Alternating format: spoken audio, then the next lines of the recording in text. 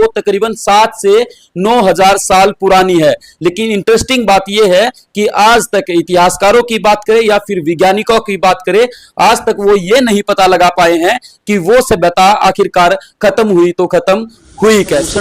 Sir आपने जिक्र किया, किस तरीके के वो आभूषण है, किस धातु से वो बने हुए थे, कुछ पता लगता है? जैसे ये धातु जो थी वो अलग अलग धातुएं थी। सोने की भी धातु मिली है, तो सोना भी मिला है राखी गढ़ी? हाँ, सोने की भी कुछ चीजें मिली हैं। जैसे पीछे जो खुदाई हुई तो उसमें ये भी पता लगा था कि भाई यहाँ पे जो गैंडा है उसकी, और वहाँ पे कुएं मिले हैं, और वहाँ पे सीवर सिस्टम भी मिले हैं। वो आज भी है। आप सीवर सिस्टम का देखो कितना अच्छा सिस्टम था। उसके बाद जो कुएं हैं उनकी ईंटों की बनावट आप देखोगे, आप हैरान हो जाओगे कि हम आज 21वीं सदी में है, इस टाइप की ईंटें आज भी नहीं बनती जो सभ्यता उस समय पे। हरियाणा की बात में आपका स्वागत है। मेरा नाम राजीव कुमार है।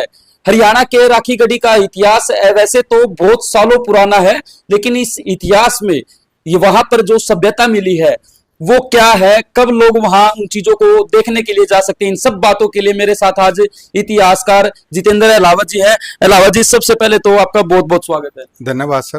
सर, जो राखी गढ़ी की सभ्यता वहां पर जो मिला है खुदाई के दौरान, अब तक क्या क्या मिला है, कहाँ कहाँ से लोग वहां विजिट करने के लिए आते हैं और वहां का इतिहास क्या है?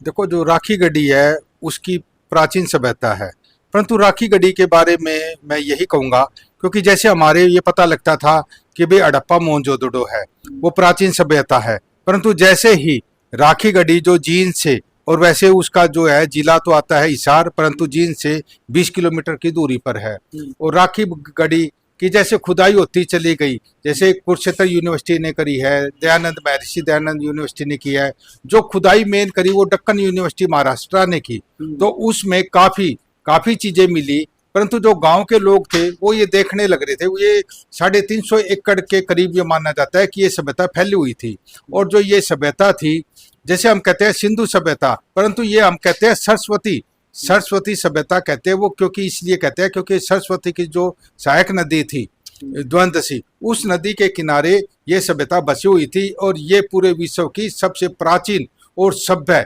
संस्कृति थी। और हाँ जी, बताओ सर, वहां कहते हैं कि कंकाल भी मिले हैं बड़े बड़े, ऐसा भी कुछ है?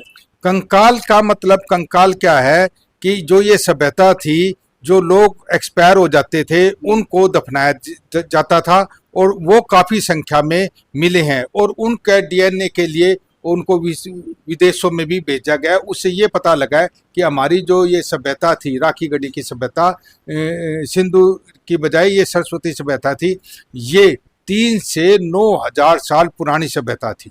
सर, वहां जो कंकाल मिले हैं, सुनने में ये भी आता है कि आजकल जो आदमियों की लंबाई होती है या महिलाओं की जो लंबाई होती है वो तकरीबन 6 फुट हो जाती है। रेयर केसेस ऐसे होते हैं जिसमें 8 फुट की हाइट्स जो मिलती है, लेकिन वहां सुनने में आता है कि वहां जो कंकाल मिले हैं उनकी लंबाई जो 8 फुट से भी ज्यादा है। ऐसा भी कुछ है क्या? ना, ऐसा कुछ नहीं है।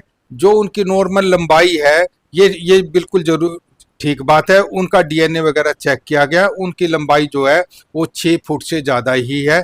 और कई कंकाल ऐसे मिले हैं जहाँ पे महिला और बच्चे को साथ में ही दफनाया गया था, और उनकी जो समाज, जो अम्पा कहते हैं दफनाने का, वो पूरा एरिया था अलग अलग। जैसे बरसात होती है वो पता लग जाता है, और इस पता लगने के साथ ही वहाँ पर जो है उनके जो है सिर के ऊपर जो है वो मटके रखे जाते थे, कुछ आभूषण रखे जाते थे, वो भी मिले हैं।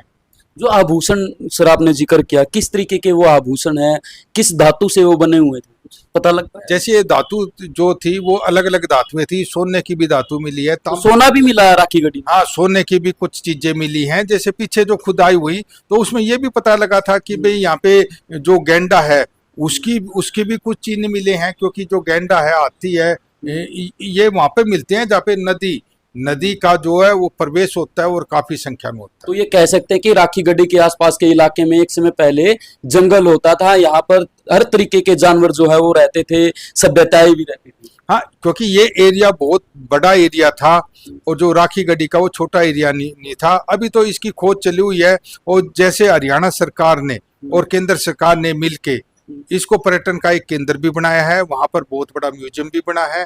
और जैसे समय समय पे जो यूनिवर्सिटी है उनके रिसर्च स्कॉलर आते हैं, और बाहर से भी काफ़ी लोग, विदेशी लोग भी आए हैं, और उन्होंने यहाँ पे इसको देखा है, ये एक हब बन चुका है। जैसे हम हड़प्पा संस्कृति की बात करते हैं हम, वो क्योंकि वो पाकिस्तान में है, पाकिस्तान नहीं जा सकते, परंतु पाकिस्तान के भी लोग भी, ब्रिटेन के लोग भी, अमेरिका के लोग भी अब राखी गढ़ी में आते हैं और उसको देख के जा रहे हैं।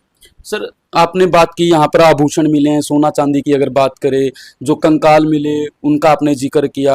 आपने कहा कि अब धीरे धीरे इसको पर्यटन स्थल जो है हरियाणा सरकार बना रही ताकि लोग घूमने आए, देखने आए। लेकिन सबसे बड़ा सवाल लोगों के मन में यही होता है कि किस समय वहां पर घूमने जाएं ताकि किसी तरीके की रोक टोक ना हो। कई बार हमें ये भी सुनने को मिलता है कि हम जाते हैं लेकिन हमें एंट्री ही नहीं करने दी जाती वहाँ। देखो ऐसा नहीं है, जब खुदाई चलती है तो वहाँ पर एंट्री हो जाती है। वहाँ पे हरियाणा सरकार के गार्ड भी लगे हुए हैं। और ये, और आपको मैं बताऊं, वहाँ पे एक चीज और है, जैसे हम ये देखने लग रहे हैं कि भाई 3 से 9,000 साल पुरानी सभ्यता, परंतु वहाँ पे एक सभ्यता की और चीन मिले हैं जो इससे भी प्राचीन हो सकती है। क्योंकि जो टेयर है, यानी कि जो मिट्टी की जो परतें हैं, मिट्टी की परतों से हम ये पता लगाते हैं कि भाई ये इसके नीचे और भी सभ्यता है क्या, तो उससे ये पता लग जाता है। जैसे खुदाई होती है वो अखबारों में भी आती है, चैनल पे भी आती है, जैसे आपके माध्यम से, राजीव जी, आपके माध्यम से भी जो पर्यटक है ये देख सकेंगे कि उसकी खुदाई किस किस समय पे होती है। परंतु जैसे अब गर्मी होगी, गर्मी में उसकी खुदाई कुछ समय के लिए कम कर देते हैं, परंतु बरसात के एरिया में आपको वहाँ पे काफी चीजें, जो मनके हैं, जो ठेगरे हैं, ये चीजें आपको आम दिखाई देती है वहाँ पर। सर यहाँ पर जो लोग रहते थे जिनके कंकाल मिले हैं, ठीक है खुदाई चल रही है, बड़े बड़े साइंटिस्ट यहाँ पर आ रहे हैं देखने के लिए, वो चीजें रिसर्च भी हो रही हैं, तो ये पता लग पाया सर जो सभ्यता यहाँ पर रहती थी खास तौर पर वो किस तरीके से अपना जीवन यापन करती थी, किस तरीके से वो रहते थे, उनका सीवरेज सिस्टम क्या था? देखो, जो वो सभ्यता थी, वो सभ्यता बहुत ही विकसित सभ्यता थी। जब हम ये लगाते हैं अंदाजा कि वे 3 से 9,000 साल पुरानी, जब वो इतनी सभ्य थी तो उसको डेवलप होने में कितने हजारों साल पहले लगे होंगे। जैसे हम ये कहते हैं कि भाई चंडीगढ़ का जो नक्शा है वो हड़प्पा संस्कृति के बेस पे बनाया गया था, क्योंकि उनके जो दरवाजे होते थे वो गली की साइड होते थे, ना कि मुख्य रोड। तो वहां पर दरवाजे वगैरह भी मिले हैं? ना दरवाजे नहीं मिले, परंतु वहां पे जो घर है वो दीवारें हैं, और वहां पे कुएं मिले हैं, और वहां पे सीवर सिस्टम भी मिले हैं, वो आज भी है। आप सीवर सिस्टम का देखो कितना अच्छा सिस्टम था। उसके बाद जो कुएं हैं उनकी ईंटों की बनावट आप देखोगे, आप हैरान हो जाओगे कि हम आज 21वीं सदी में हैं, इस टाइप की ईंटें आज भी नहीं बनती जो सभ्यता उस समय पे वो बनाई जाती। इस बात में कोई दो राय नहीं है सर, जो पहले की सभ्यताएं थी वो काफी विकसित होती थी, लेकिन उसके बाद क्या हुआ, कैसे सभ्यताएं खत्म हुई, इनका आज तक कोई शायद इतिहासकार भी आज तक पता नहीं लगा पाया। उदाहरण के लिए हम पिरामिड की अगर बात करें तो इतने बड़े बड़े पत्थर जो वहां पर रखे गए हैं, लंबाई बड़ी ऊंचाई तक रखे गए हैं, वो एक मतलब थार मरुस्थल की बात करें, ऐसे मरुस्थल में इतने बड़े बड़े पत्थरों को लेकर जाना फिर उनसे पिरामिड बनाना, वो तो बड़ा सवाल है, क्योंकि उस समय कोई गाड़ियां नहीं होती थी, बड़ी बड़ी हाइड्रा नहीं होती थी, जिस तरीके से वहां पर पत्थर रखे गए।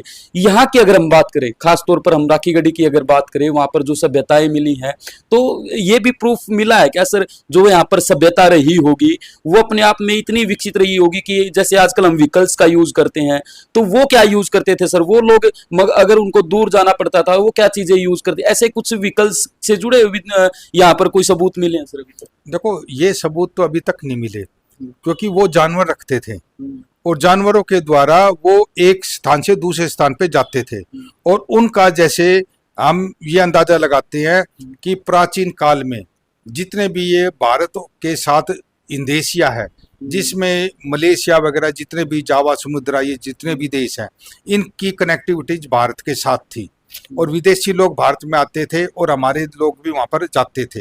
राजीव जी, आप मेन बात ये देखो कि इस सभ्यता का आज तक ये नहीं पता लगा कि ये सभ्यता का अंत कैसे हुआ। इतिहासकार आज तक ये नहीं पता लगा सके कि इस सभ्यता के बाढ़ के, बीमारी के या कोई भारी आक्रमण के कारण किस वजह से ये सभ्यता विलुप्त होगी।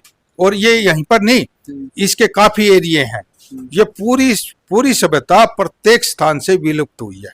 बिल्कुल, ये हमारे साथ जितेंद्र अहलावत जी थे, जिन्होंने राखी गढ़ी के इतिहास के बारे में हमें बताया। बेसिकली ये इतिहासकार हैं, बुक्स भी लिखते हैं और इतिहास पर लगातार जुड़ी हुई ऐसी चीजें जहां पर पुरानी सभ्यताओं से जुड़ी हुई चीजें मिलते हैं, ये लगातार वहां पर विजिट भी करते रहते हैं।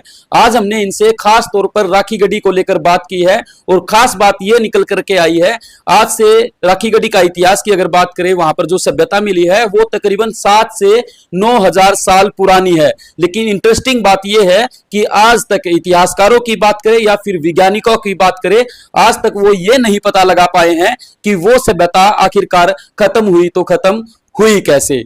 हरियाणा की बात के लिए राजीव कुमार की रिपोर्ट।